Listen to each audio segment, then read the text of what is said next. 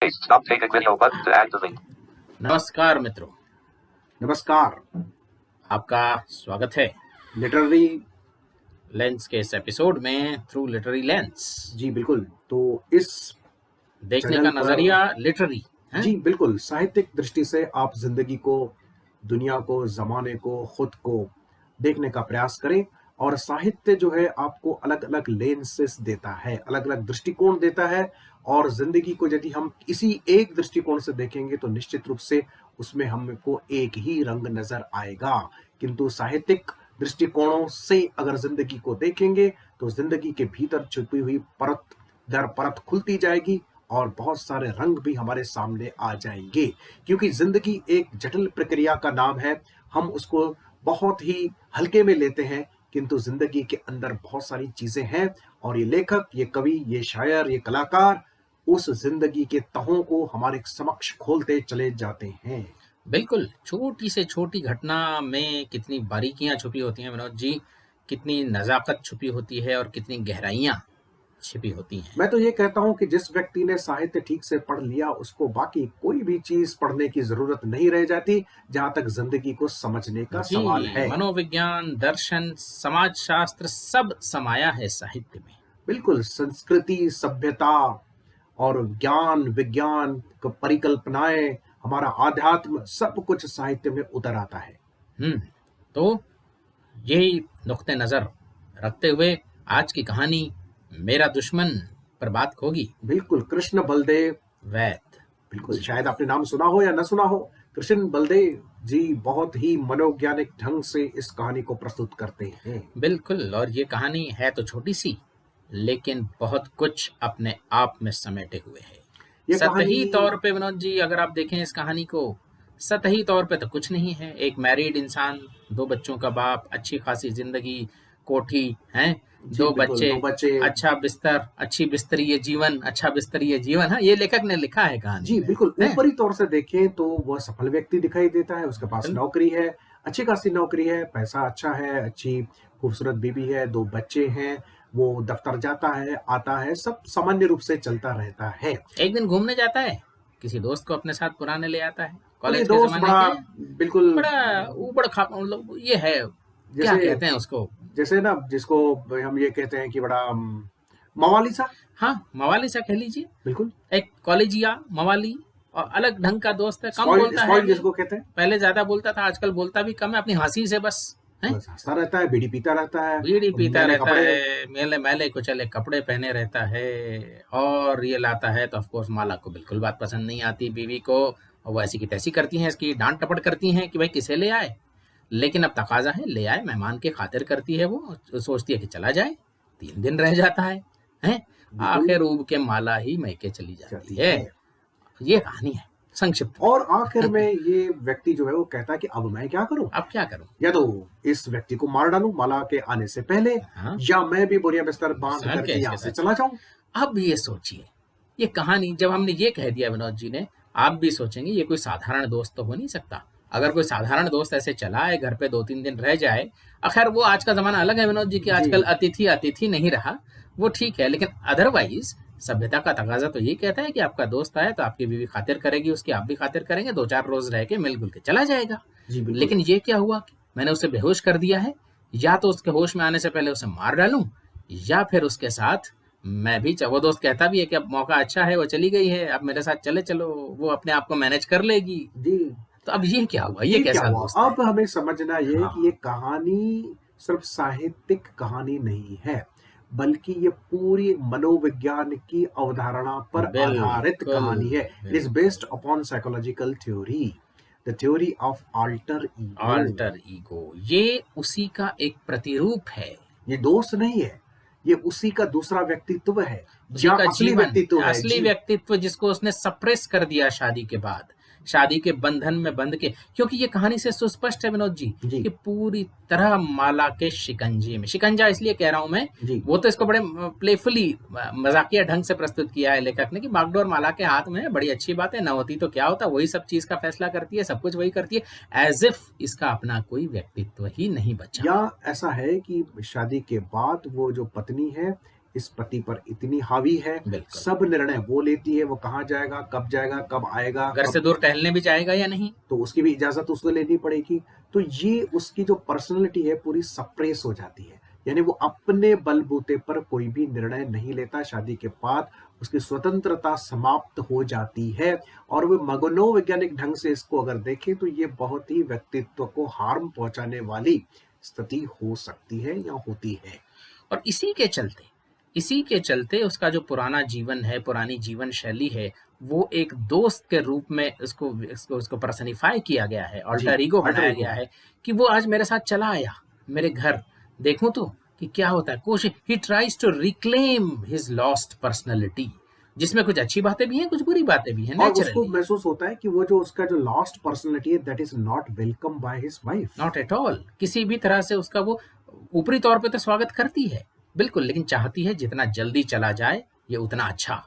यहाँ ये समझना बहुत आवश्यक है कि ये जो पत्नी है वो अपने पति को वास्तविक रूप में स्वीकार नहीं करती। वो बिल्कुल। चाहती है कि उसका वास्तविक रूप जितना जल्दी चला जाए या जितनी सप्रेस्ड हो जाए उतना अच्छा, किंतु वह उस रूप को स्वीकार करना चाहती है कि जो रूप वो खुद उसमें देखना चाहती है, या जो रूप सामाजिक रूप से आरूढ़ित किया जाता है, जो रूप वो खुद उसमें देखना चाहती है। राहों में कहीं नजर आया अपने ही ख्यालों का साया, हाँ। इसी तरह का ये प्रेम जो होता है। अब यहाँ तो पत्नी द्वारा पति पर ये आरूढ़ित किया जा रहा है, कभी कभी उल्टा भी होता है, पति द्वारा पत्नी पर भी आरूढ़ित यानी होता है। यहाँ जो सेंट्रल मेटाफोर है इस जी कहानी का वो ये जी है कि विवाह के पश्चात दोनों में से कोई एक या पति या पत्नी पत्नी, इतना हावी हो जाता है दूसरे हाँ, की लाइफ पर, तो उसका संपूर्ण जीवन दब करके रह दब के जाता है, रह जाए, सप्रेस्ड कंडीशन में रह जाता है, और उसका जो व्यक्तित्व है वो खुल करके दिखाई नहीं देता। बिल्कुल ही दिखाई नहीं देता। अब इसका मूर्तिमान उदाहरण लेखक ने यहाँ प्रस्तुत किया है विनोद जी। जी। वो कहती है मेरे बच्चे क्या सोचेंगे,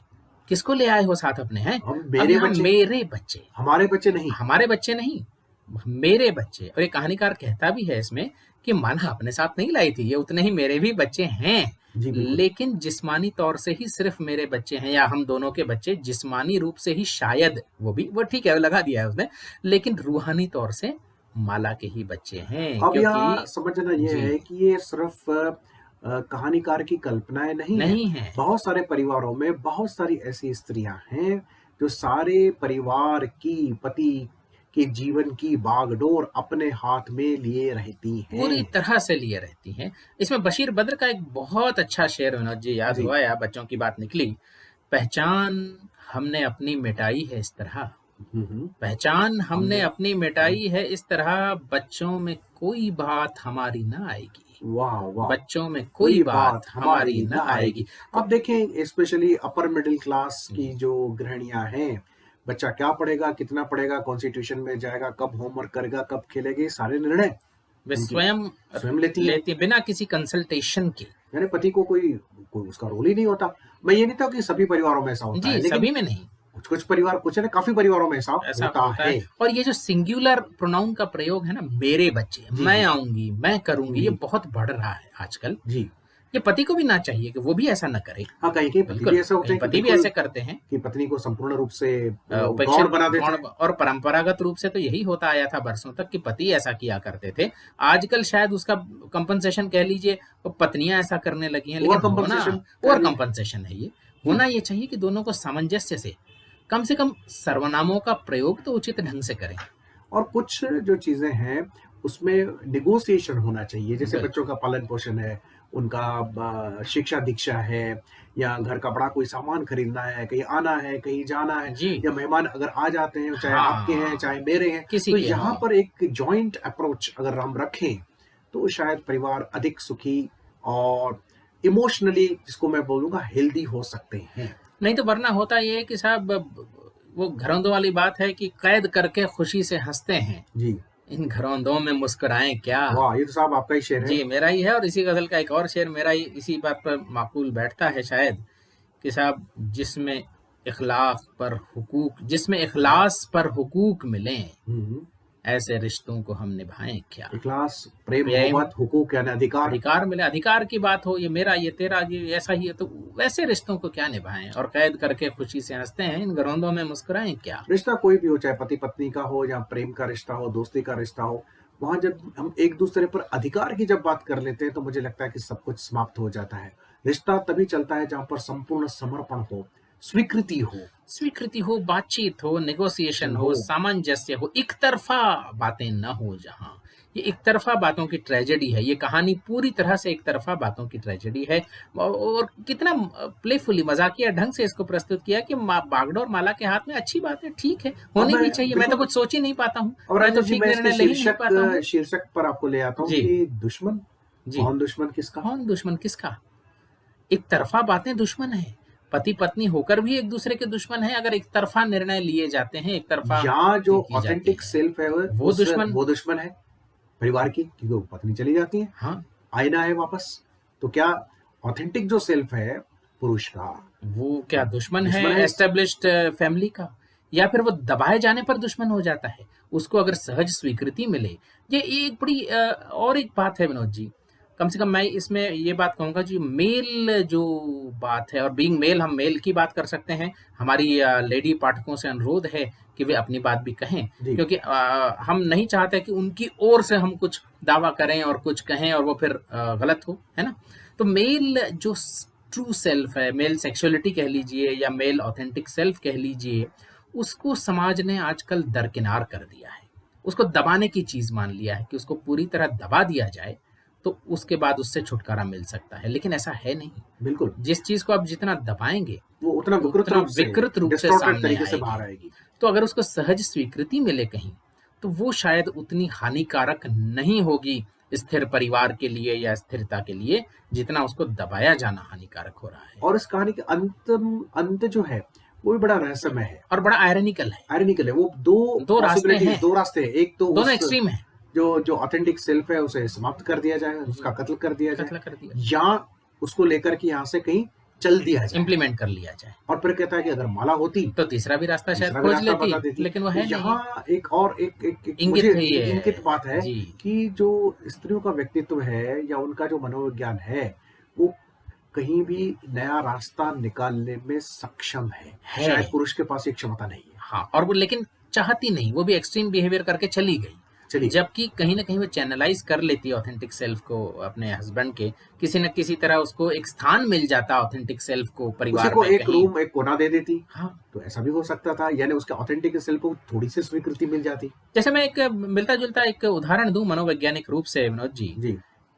मेल का जो ऑथेंटिक सेल्फ है वो अपनी बीवी में कहीं एक आदर्श पत्नी और वेश्या दोनों ढूंढता है, लेकिन जो वेश्या का भाग है वो पूरी तरह से दबा दिया जाता है और पत्नियां केवल थोड़ा बहुत प्रेम करके और थोड़ा बहुत सेक्स करके अपने आप को छुटकारा पा लेती हैं, जबकि ऐसा है नहीं, जबकि ऐसा होना नहीं चाहिए। अब वो जो इंसिस्टेंस है वो कहीं ना कहीं उसको तो स्थान होना चाहिए कहीं ना कहीं उसका। मुझे लगता है कि आप यहाँ पर एक जो एरोटिक अपील की बात एक ट्रेडिशनल होम मेकर में वो erotic appeal seems to be suppressed somewhere, और जबकि मेल चाहता है कि वो हो।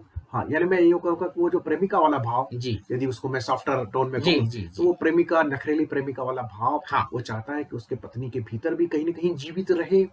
और वो शायद पत्नियां एक जब अपने कर्तव्य निभाने के चक्कर में कह लीजिए, बच्चों को पालने पोसने के चक्कर में कह लीजिए, वो भूल जाती हैं। तो शायद यही एक कारण भी हो सकता है कि उस पुरुष के डेविएंट बिहेवियर। जी, और ना सिर्फ ये एक लैंगिक बात कही मैंने, पर इससे भी कई सारी बातें एक मेल ऑथेंटिक सेल्फ में, या मैं कि इंसानी ऑथेंटिक सेल्फ में। अब फीमेल ऑथेंटिक सेल्फ तो मैंने जैसे कहा महिला पाठिकाएं बताएं अपना, क्योंकि ट्रेजेडी बात है कि महिलाएं बताती ही नहीं है कि उनका ऑथेंटिक सेल्फ है क्या। यूजुअली जो जिस तरह की मिस्टीरियस बिहेवियर होता है, जिसको कहते हैं अनप्रेडिक्टेबल होता है, whether she will be happy और अनहैप्पी यू डू नॉट पता ही नहीं, और उनको आखिर चाहती क्या है वो खुद ही स्पष्टता से नहीं बता पाती हैं कि चाहती क्या है। एग्जैक्टली। तो ये बहुत ही ऐसे साइकोलॉजिकल इश्यूज हैं जो कि साहित्य में। अब मेल का जो ऑथेंटिक सेल्फ है वो घुमाना, जैसे वो कहता है कि अक्सर इजाजतें नहीं देती शाम को घूमने जाने की भी। वो यायावर प्रवृत्ति भी कहीं मेल में है।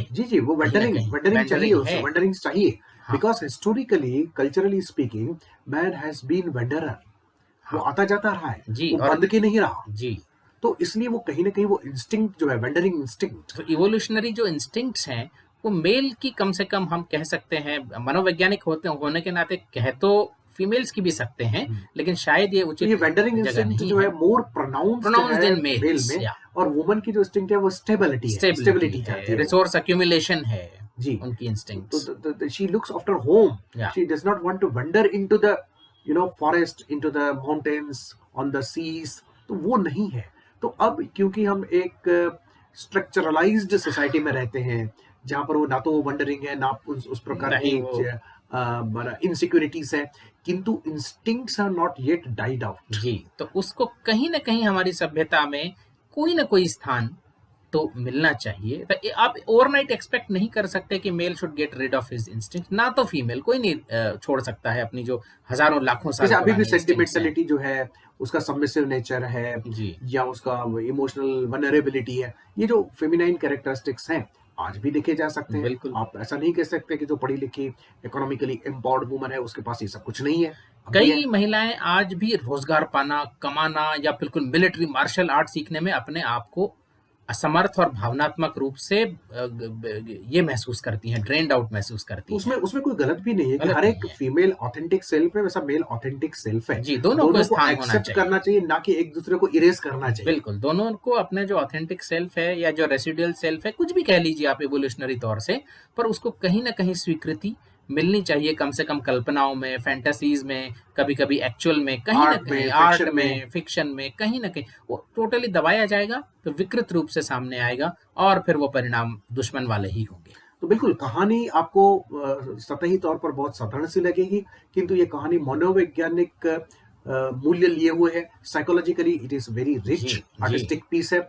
इसलिए श्रोताओं से अपील करते हैं कि ये कहानी पढ़ें, पढ़ें। और इस दृष्टि से पढ़ने की कोशिश करें कि एक मैन वुमन रिलेशनशिप कैसे हेल्दी बन सकता है। एक्चुअली कहानी का चैलेंज वही है। बिल्कुल, बिल्कुल। मैं तो कहूँगा ऐसी काउंटर स्टोरीज़ फीमेल्स की तरफ से भी लिखी जाएँ। बिल्कुल लिखी जाए कि वो क्या महसूस करती जी। है, किस प्रकार से जब मेल किस तरह से उनका ऑथेंटिक सेल्फ ऑब्लिटरेट किया जाता है, दबाया जाता है बिल्कुल, उसको बिल्कुल। मेल्स के द्वारा। ये जब तक लिखेंगी नहीं तो सामने कैसे आएगा? क्योंकि आर्ट जो है it has to be authentic expression जी। Of life.